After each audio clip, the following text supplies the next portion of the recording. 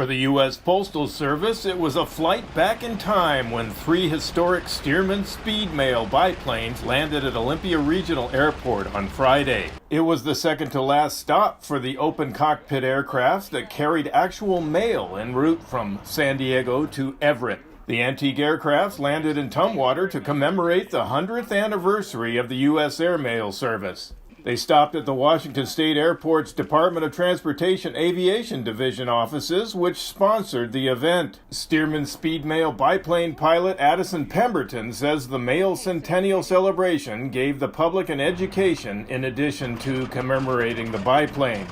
People don't realize how significant the post office was in our airspace system we have today. It's a story no one knows, hence the reason for this trip. Aviation history buffs got a close look at the biplanes once used as mail planes in the early 1930s. Nearby, postal workers with the Olympia Post Office were selling commemorative stamped envelopes and custom postage cancellation stamping the 2,700 letters the biplanes carried.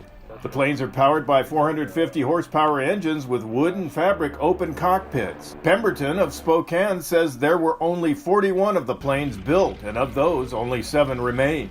The historical reenactment honored the first government-operated airmail flight in America. On May 15, 1918, President Woodrow Wilson and members of Congress watched an Army pilot depart in a wood and fabric biplane from Washington, D.C., bound for New York.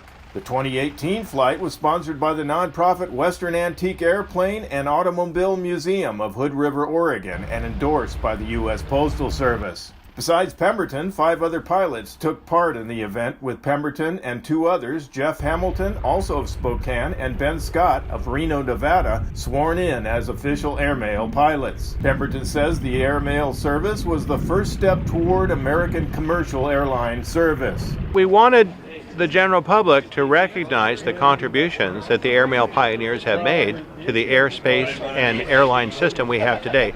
All of our current airline operators have their legacy back as airmail carriers, these contract carriers. I'm Jeff Shue for iFiber One News.